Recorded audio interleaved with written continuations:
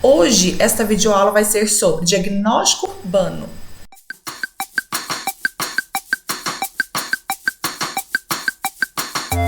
Para quem não me conhece, meu nome é Mariana, eu sou arquiteta e urbanista, especialista e mestre na área de sustentabilidade e tecnologia das construções, sou professora universitária e fui coordenadora de um curso durante 3 anos. O diagnóstico urbano é uma das etapas projetuais que um profissional de arquitetura desenvolve em qualquer tipologia de projeto, seja ele arquitetônico, urbanístico ou paisagístico. E o que muda de um diagnóstico para o outro é o tipo, a complexidade e o tamanho de cada projeto. Então hoje vou mostrar para vocês na prática como que se desenvolve um diagnóstico urbano. Esse diagnóstico urbano eu desenvolvi em uma disciplina onde eu estou ministrando. A disciplina se chama Projeto Integrado de Arquitetura, Urbanismo e Paisagismo e eu mostro na prática como que se desenvolve um diagnóstico urbano, para que antes de começar a estabelecer as propostas projetuais, para que a gente entenda, para que a gente conheça como que se dá o entorno da área de projeto, nos aspectos socioeconômicos, no que se refere aos hábitos das pessoas, no que se refere à materialidade das vias, a topografia do entorno da área e a topografia da área em questão, né? Então hoje nós vamos entender como que se desenvolve um diagnóstico urbano, o que a gente chama também de diagnóstico do sítio e da região aonde será desenvolvido o projeto. Vamos lá então. Antes de tudo, eu identifiquei a área de projeto e defini um raio no entorno desta área para que eu pudesse analisar, né? As análises são todas aquelas análises as quais podem influenciar o projeto que será desenvolvido e também aspectos os quais podem ser influenciados pelo projeto. Então, hoje eu vou mostrar para vocês quais são os principais aspectos a serem analisados nesse diagnóstico urbano, para que vocês possam, então, saber de forma objetiva desenvolver um diagnóstico urbano. Para começar, eu estou no ponto a partir do qual inicia-se o raio do entorno a ser diagnosticado. Deste ponto, eu consigo já visualizar o topo da área de projeto. E aí eu vou filmar para que vocês entendam, tá? Eu vou colocar aí junto com a minha fala, eu vou colocar esta área para que vocês entendam o que eu tô falando.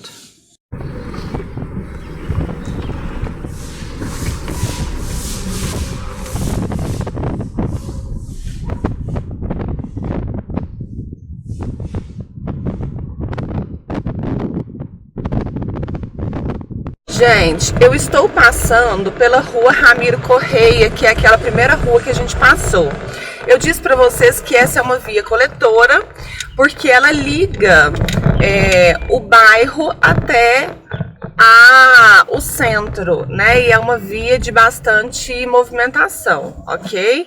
Como que a gente identifica esta hierarquização de vias? Quando a gente está numa cidade de interior, né? Uma cidade onde não tem de forma muito clara e objetiva essa identificação por meio do dimensionamento, por meio da morfologia e da caracterização, né? Sobre as funções das vias, a gente estabelece esta classificação por meio dos fluxos e dos serviços que estão estabelecidos em cada uma dessas vias, né? Então, quando a gente tem uma via de fluxo muito rápido e que liga um bairro às avenidas principais, né, a gente tem uma via coletora e geralmente nesta via a gente tem alguns comércios de bairros, né? As avenidas geralmente são as vias arteriais, que são aquelas vias que têm um fluxo mais rápido, um fluxo maior de veículos, né? Que geralmente estabelece uma dificuldade maior para que os pedestres atravessem as vias, né? As ruas. Então, as vias arteriais, as avenidas, geralmente é recomendado que se coloque faixas elevadas para pedestre quando se tem uma movimentação muito grande de veículos, para que isso possa promover a segurança do pedestre, possa identificar a ele locais seguros os quais eles devem atravessar, né? E também para sinalizar os veículos sobre a passagem de pedestres, né? Então, geralmente em vias arteriais é recomendado que se tenha faixas elevadas de pedestre. Quando essas vias possuem um dimensionamento mais estreito, né, enfim, e uma densidade de informações muito grande, geralmente não há a obrigatoriedade das faixas elevadas, né? Eu estou subindo agora a Rua São Paulo. A Rua São Paulo também é uma via movimentada e é uma via que liga os bairros aqui, né, Areias Brancas, Bela Vista, até a Avenida Abílio Machado. Então, esta rua, a Rua São Paulo, também é uma rua coletora. Ela tem um dimensionamento significativamente estreito e ela tem um fluxo muito grande de veículos. Agora eu estou num horário não muito propício para essa movimentação, mas ela tem uma grande movimentação de veículos. Ela tem estacionamento dos dois lados, que inviabiliza muitas das vezes a movimentação dos veículos. Às vezes um precisa parar para o outro poder passar. Em determinado momento ela tem um ponto mais íngreme, né, um morro que sobe. Ó, agora aqui eu vou parar para esse caminhão passar. Ó. E ela dá acesso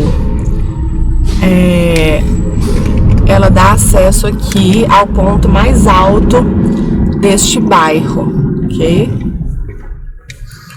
Ó, e agora eu tô entrando numa outra rua. Percebam que os aspectos socioeconômicos, eles estão num nível mais baixo, porém de forma muito heterogênea, muito distribuído, de forma desigual. A gente está numa rua onde a gente tem algumas edificações com níveis socioeconômicos mais baixos, mas aqui a gente já entra numa via com algumas edificações com nível socioeconômico um pouco mais alto, ok? Há uma heterogeneidade, né, nessas vias. E esta rua que eu estou passando agora,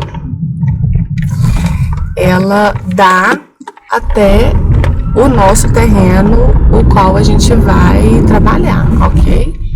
Então, geralmente, quando a gente vai fazer um diagnóstico urbano, é recomendado que a gente faça, toda vez quando a gente vai fazer um projeto urbanístico, é recomendado que a gente faça este diagnóstico, este levantamento em loco, ok? Então, aqui eu estou chegando no ponto mais alto, aqui há um terreno baldio, com uma árvore, uma antena, e aqui no pico, no ponto mais alto, a gente tem aqui um condomínio, Vale Verde, né? E aí eu vou descer para poder mostrar para vocês a vista desta área aqui do ponto mais alto, ok? Vamos lá.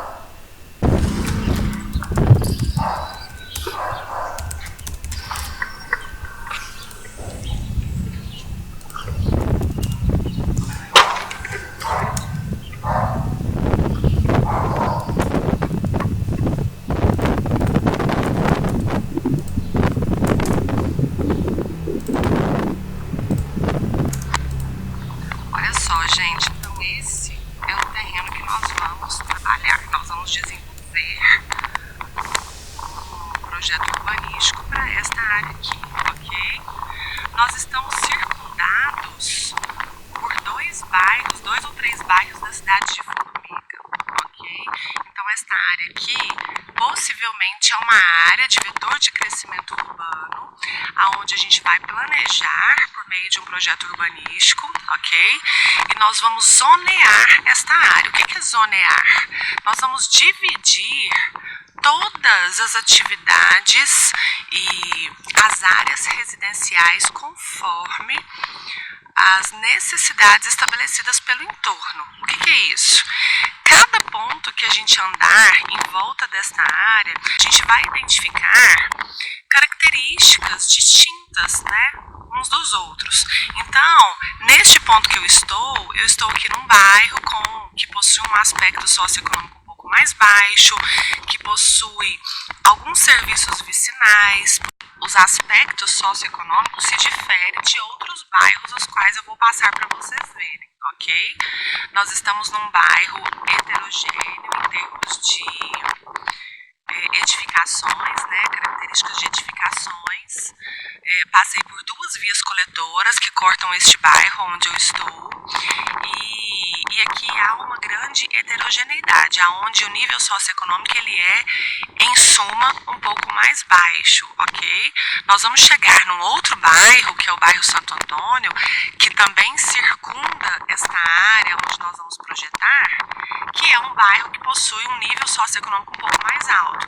Portanto, as características, né, do loteamento que vai circundar este bairro aqui, o qual eu estou agora, serão distintas das características que vão circundar o bairro Santo Antônio, ok? De modo que a gente vai desenvolver um projeto urbanístico que atenda às necessidades do entorno e que possa influenciar de forma positiva o entorno já existente, ok? Então, todas as vezes que a gente vai desenvolver um projeto urbanístico, nós temos que prestar atenção nas características do entorno para que a gente possa saber, de fato, identificar quais os serviços, quais os traçados a gente vai estabelecer para cada um desses locais a serem projetados, ok? Quando eu falo de traçados, nós temos que observar na escolha do traçado, essencialmente, as curvas de nível. Então, percebam vocês que nós temos uma heterogeneidade também no relevo da região, né? Nós temos alguns pontos que são mais altos, alguns pontos que são relativamente planos e alguns pontos mais baixos. Então, toda vez que a gente tem essa diferenciação de topografia, de relevo, nós temos que estabelecer também traçados distintos para pontos, para determinados pontos, ok? Então, esta é a área que nós vamos trabalhar.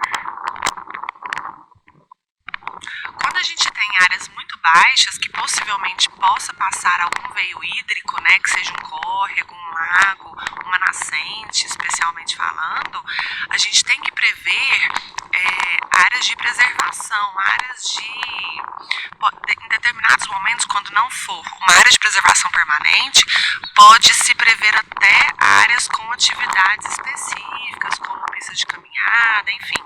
Mas na maioria das vezes, o ideal é que a gente preserve os corredores ecológicos, né, as áreas verdes. Caso hajam corredores ecológicos próximos a essas áreas que não estão vegetadas, né, que não estão com vegetações, o ideal é que a gente planeje o replantio de vegetações e crie a união desses corredores ecológicos, para que a gente possa promover o aumento da biodiversidade do ecossistema local. E com isto, a gente consegue, inclusive, o aumento da fertilidade do solo.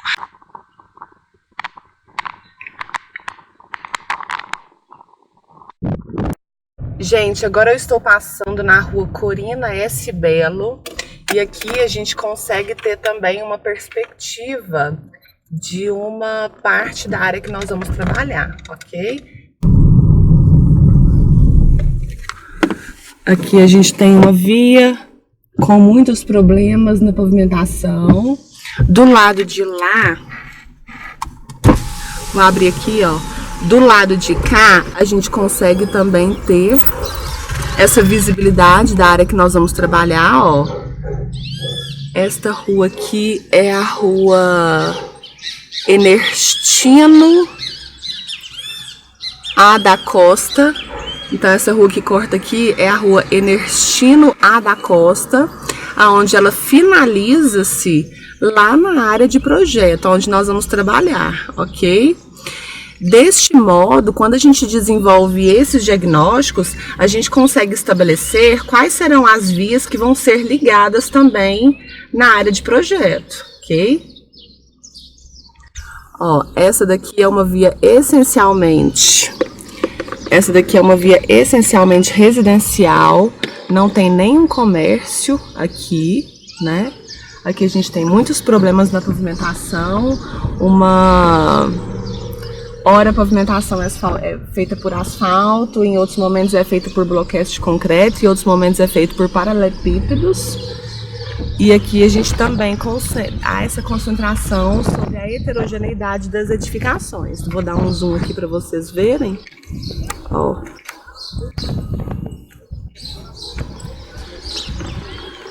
Ao mesmo tempo que a gente tem boas edificações, né, que indiquem um aspecto socioeconômico mais alto, a gente tem também edificações com um aspecto socioeconômico mais baixo.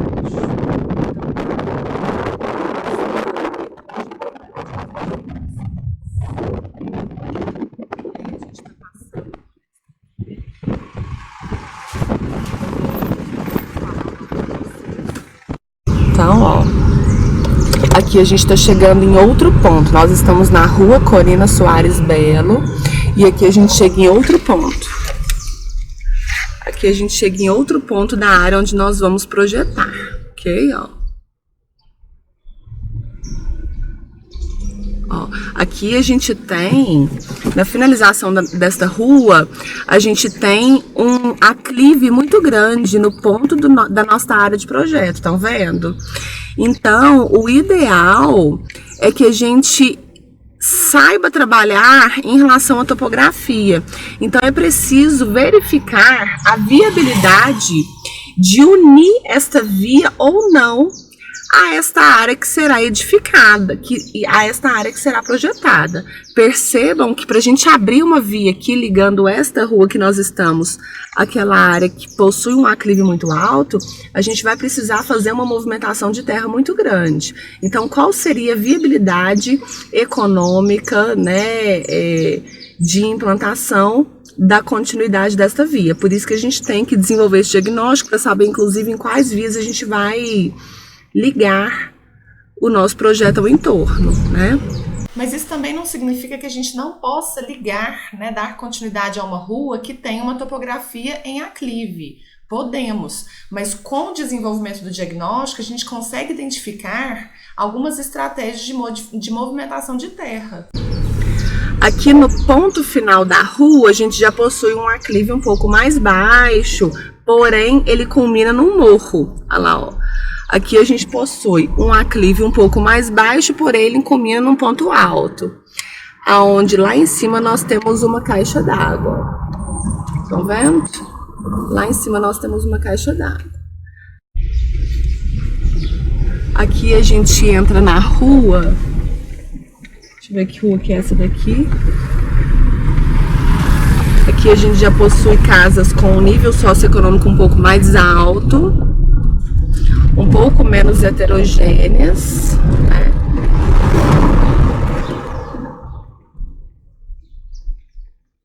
Ali uma rua sem saída. Aqui nós estamos na rua Professor Isis M. Pereira. Professor Isis M. Pereira. A gente já possui casas com um nível mais alto, com uma diminuição dos físicos das edificações. Então a gente verifica algumas edificações, né, com aspectos de projetação por arquitetos, né? A gente percebe que algumas edificações são claramente projetadas por profissionais com assistência técnica, possivelmente por arquitetos.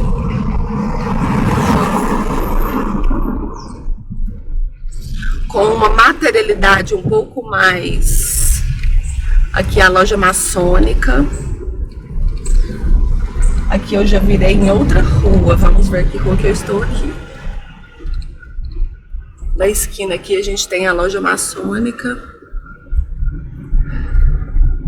Nós estamos na rua José Pedro da Silva. E agora nós vamos entrar na rua que dá acesso ao Cursílio, que eu havia dito para vocês. Olha lá o Cursílio, ó. Esta rua do Cursílio e essas outras que eu estava passando, elas são feitas com bloquetes de concreto, né? Esta rua, especificamente falando, ó,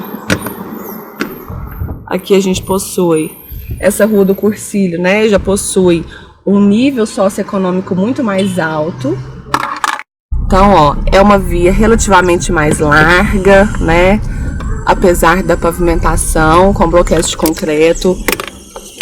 Aqui tem uma obra.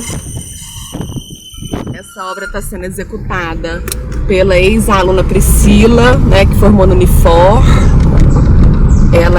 O projeto é de autoria da Priscila. E agora a gente entrou em outra rua, que é uma rua também que dá acesso ao centro, que corta esta via do Cursilho, que dá acesso ao centro da cidade e que também possui grande movimentação. E ela finaliza-se no condomínio Morada do Sol. Aqui a gente tem um condomínio de alto padrão na cidade Formiga.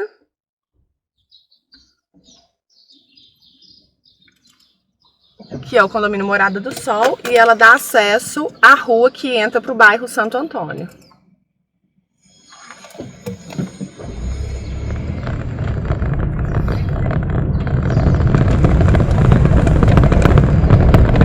Aqui a gente tem uma praça. Esta rua que eu estou passando já é uma via com um aspecto socioeconômico mais alto, é um dos bairros que possui um aspecto socioeconômico, um dos bairros mais nobres da cidade de Formiga, ok? Ela é toda pavimentada por paralelepípedos, com alguns locais de bastante defeitos nessa pavimentação, porém uma via larga e com edificações relevantes, com alguns pontos com edificações ainda com aspecto socioeconômico menor, né? Aqui a gente consegue identificar algumas áreas remanescentes, áreas verdes, né?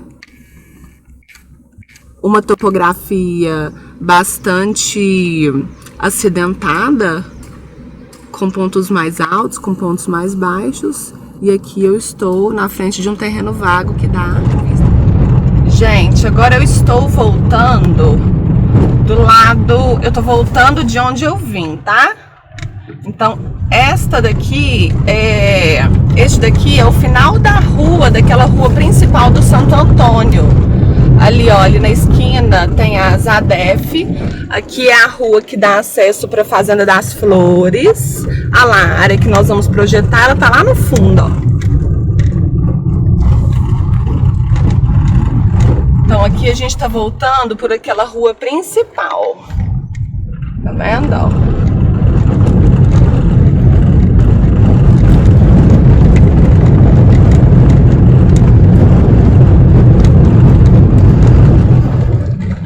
Ó, daqui dá pra ver a área.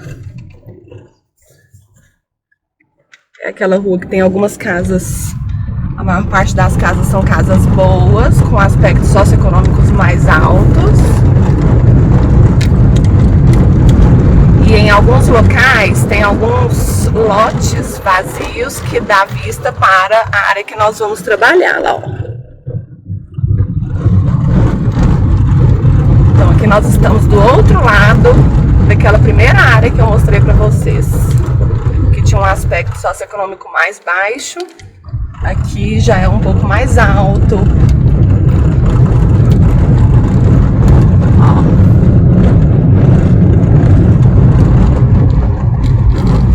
Aqui chega transporte público. Nesta rua passa transporte coletivo. Tem que ver se nas outras tem também o acesso do transporte coletivo, né? Tem até que observar se naquelas áreas com aspecto socioeconômico mais baixo se tem o acesso ao ônibus, né? Ao transporte coletivo, que são as áreas que mais precisam de fato, né? Então, vocês podem pesquisar sobre isso. Ali eu vim por aquela rua e como não dá para seguir, aqui é o condomínio Morada do Sol, ó. Como não dá para seguir por aquela rua, eu vou descer por esta. Esta rua, ela dá acesso direto ao centro da cidade. No final dela tem um trilho do trem que passa, que corta a cidade, que ainda funciona. E aí eu vou virar aqui para poder voltar pro bairro Areias Brancas, que é o bairro que vai de encontro com a área de projeto. Então eu vou virar na próxima rua aqui. Esta via aqui é uma via bastante movimentada, que dá acesso ao centro da cidade. Aqui nesta área tem alguns comércios vicinais, como lojas de roupa, né, de acessórios, lojas de conserto de motos, padaria. Ó. Essa daqui é aquela rua Ramiro Correia, que foi a primeira rua que eu passei, a primeira rua que eu entrei, então eu estou voltando nela para vocês verem até o final dela. Aqui tem uma escola, tem uma biblioteca, tem duas escolas na verdade. Tem essa que fica deste lado e tem essa que fica deste. Na verdade eu não sei se é a mesma, tem até que verificar. Que é a escola polivalente. Tem barbearia, tem salão de beleza. Ó, a pavimentação é toda feita por paralelepípedo.